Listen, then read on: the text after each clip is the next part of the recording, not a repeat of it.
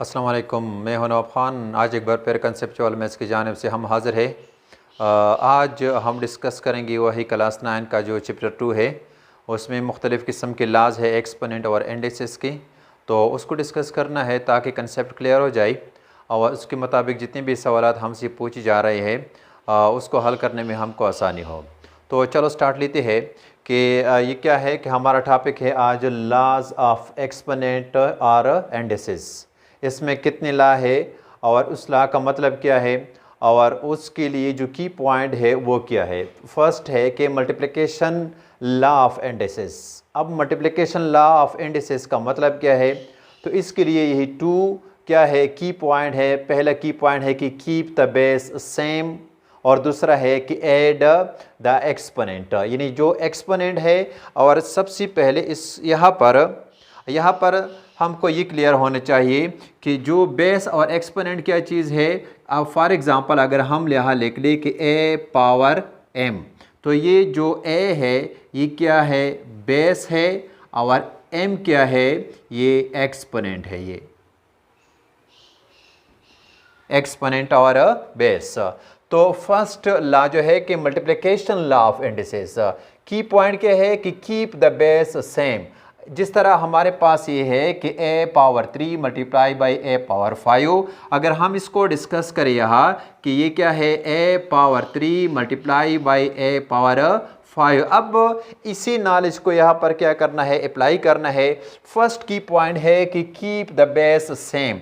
ये जो हमारे पास बेस है इसको सेम रखना है। और इसके बाद दूसरा क्या है कि ऐड द एक्सपोनेंट। ही क्या है, 3 और 5 इसकी एक्सपोनेंट है, तो इसको ऐड कर ले, यानी 3 + 5, तो इसका आंसर आएगा 8। ये क्या है, मल्टीप्लिकेशन लॉ ऑफ इंडिसेस है। 2 पॉइंट है कि बेस को सेम रखना है, एक्सपोनेंट को क्या करना है, ऐड करना है। अब इसके मुताबिक जितनी भी हमसे क्वेश्चन हो रही है इंशाल्लाह हमको कोई क्या मसला नहीं होगा। जिस तरह इसको तो हमने डिस्कस कर लिया। अब अगर इसी तरह में हो, किस तरह है कि b/a, इसका एक्सपोनेंट क्या है, 3/2 डॉट। दूसरा है कि b/a और क्या है, -2/3। इसका क्या है, मल्टीप्लिकेशन है। तो मल्टीप्लिकेशन के लिए बेस क्या है, सेम रखना होगा, यानी b/a बेस दोनों का सेम भी है। तो इसका जो एक्सपोनेंट है वो क्या होगा, आपस में ऐड होगा, यानी 3/2 प्लस इंटू -2/3। अब इससे आ जाएगा ये क्या होगा कि b/a और ये क्या है, 3/2 -2/3। इसको क्या करें, सॉल्व करें, तो ये होगा कि b/a इसका एक्सपोनेंट है, इसका एलसीएम होगा क्या, 2/3 से क्या होगा 6। इसी तरह 6/2 से 3 और 3/3 से क्या होगा 9 माइनस। इसी तरह 3/6 से इससे आएगा 2, तो 2/2 से 4 -4। तो इसका आंसर क्या होगा, ये होगा 5/6। तो इसका मतलब ये है कि इसका जो आंसर आ रहा है वो क्या होगा कि b/a इसका जो एक्सपोनेंट है वो क्या है, 5/6। ये क्या है, इसका सोल्यूशन है। तो ये क्या है, फर्स्ट लॉ है। फर्स्ट लॉ के लिए हमारे पास जो की पॉइंट है कि बेस को सेम रखना होगा और एक्सपोनेंट को ऐड करना होगा। जिस तरह इसमें क्या है, बेस को सेम रखा और एक्सपोनेंट को हमने ऐड किया। इसी तरह बेस क्या है भी एक जैसे, इसको सेम रखा और एक्सपोनेंट को हमने ऐड किया। तो ये क्या है, फर्स्ट लॉ है। इसी तरह दूसरा है कि डिवीजन लॉ ऑफ इंडिसेस, यानी मल्टीप्लिकेशन के बाद क्या है, डिवीजन लॉ ऑफ इंडिसेस। ये क्या है, इसके लिए जो की पॉइंट है कि keep the base same, base को सेम रखना होगा, एंड सब्ट्रैक्ट द एक्सपोनेंट।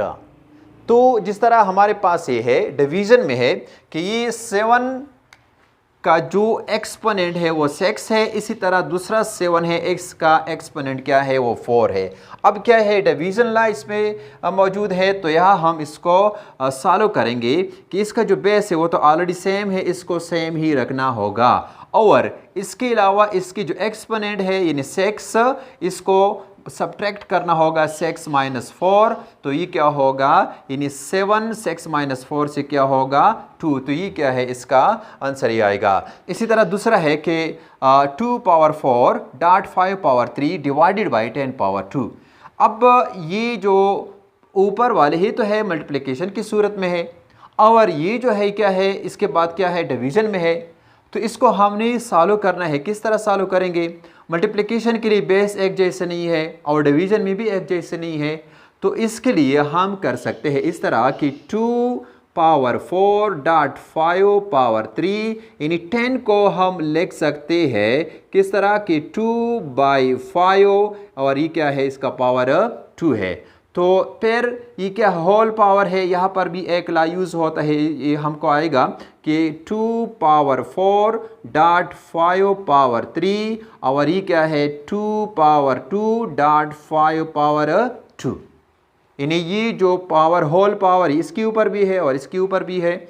तो इसका मतलब ये है कि अब ये जो बेस ये क्या है, सेम है, इसको हम सॉल्व करेंगे, इस बेस को सेम रखना होगा, और इसकी जो एक्सपोनेंट है वो क्या होंगे, डिवीजन में सब्ट्रैक्ट होंगे, यानी 4 - 2 डॉट, और दूसरा क्या है 5 और 5 बेस सेम है, इसकी जो एक्सपोनेंट है वो सब्ट्रैक्ट होंगी 3 - 2, तो इसका आंसर होगा कि 2 4 - 2 से 2, और ये क्या है 5 3 - 2 से 1, तो इसका आंसर होगा 2/2 से 4 डॉट 5, इसका आंसर होगा 20। तो ये क्या है, यहाँ पर हमने ला यूज़ किया, कौन सा ला है कि डिवीजन लॉ ऑफ इंडिसेस।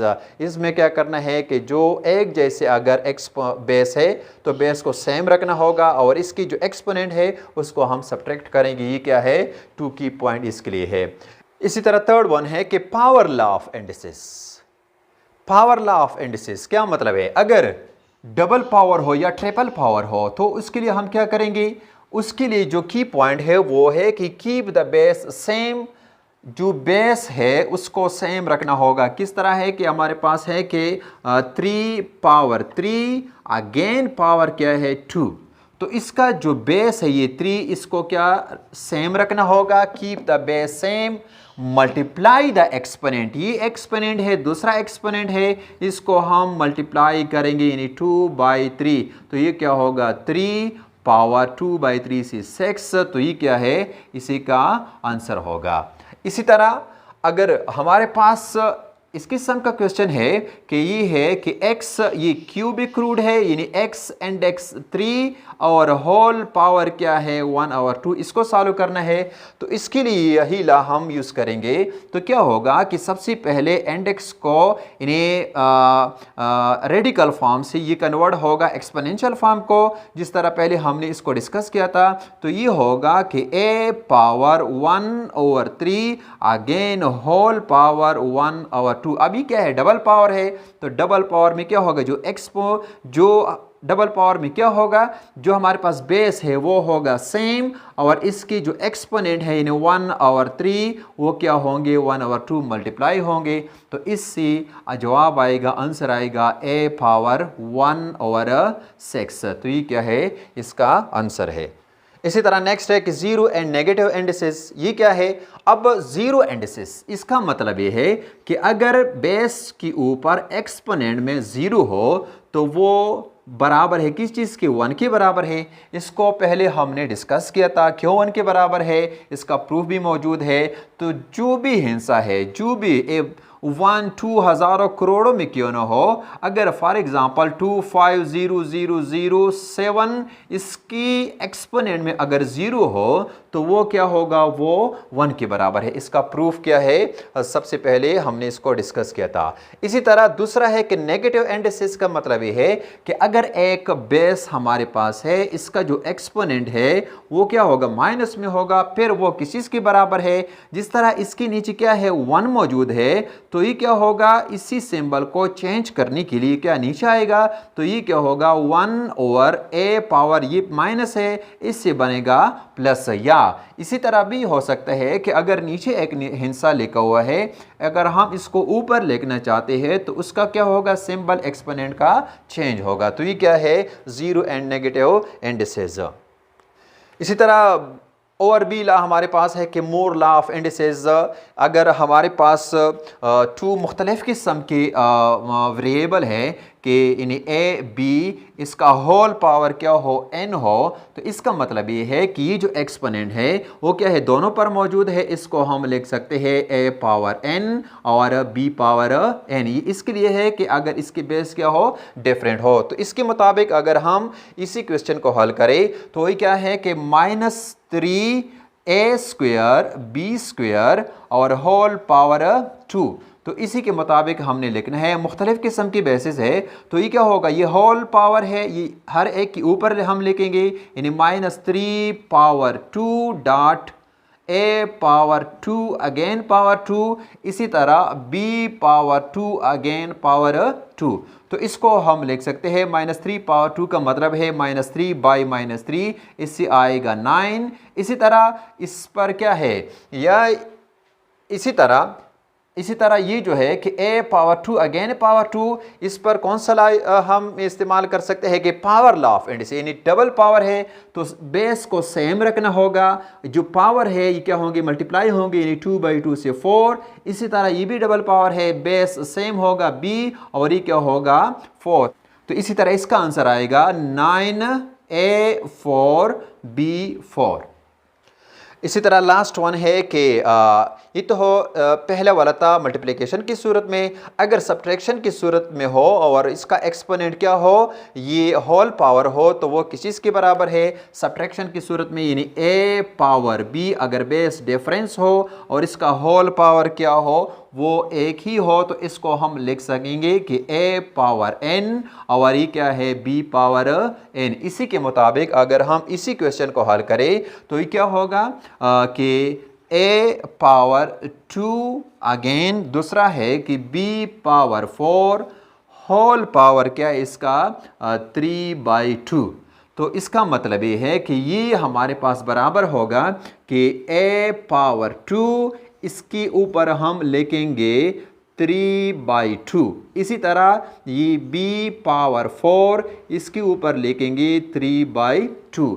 अब ये क्या है, यहाँ पर कौन सा ला हम यूज़ करेंगे, पावर ला को हम यूज़ कर सकते हैं। डबल पावर है तो लिहाजा इसको हम लिख सकते हैं कि a पावर बेस को सेम रखना है और जो इसकी एक्सपोनेंट है वो क्या होंगे, मल्टीप्लाई होंगे, यानी 2/3/2। अगेन b पावर क्या है इसका 4 मल्टीप्लाई होगा 3/2 से। इसी तरह 2/2 कैंसल आउट होंगी, इसी तरह 2 और ये होगा 2। तो इसका जो आंसर आएगा a पावर 3 और ये क्या है 2/3, यानी b पावर 2/3 से क्या है 6। ये है इसका आंसर। तो इसका मतलब ये है कि अलजब्रा में हमको जितनी भी लॉ है उसको समझना क्या है ज़रूरी है। इसके मुताबिक जितने भी क्वेश्चन हमसे हो रहे हैं तो इंशाल्लाह कोई मुश्किल नहीं है। एक्सरसाइज पे तवज्जो ना दे बल्कि जितनी भी लॉ है उसको क्या करे, उस पर तवज्जो दे, उस पर कंसेप्ट क्लियर करे। तो इंशाल्लाह इस तरह की वीडियो में हम दोबारा भी हाजिर होंगे। लेकिन एक रिक्वेस्ट है लास्ट में कि अगर आपने अभी तक इसी चैनल को सब्सक्राइब नहीं किया है तो इसी को सब्सक्राइब करें, लाइक भी करें, शेयर भी करें, तो आप लोगों की बड़ी मेहरबानी भी होगी। तो इंशाल्लाह नेक्स्ट वीडियो में हम दोबारा हाजिर होंगे। तब तक के लिए इजाज़त दीजिए। ओके, खुदा हाफिज़।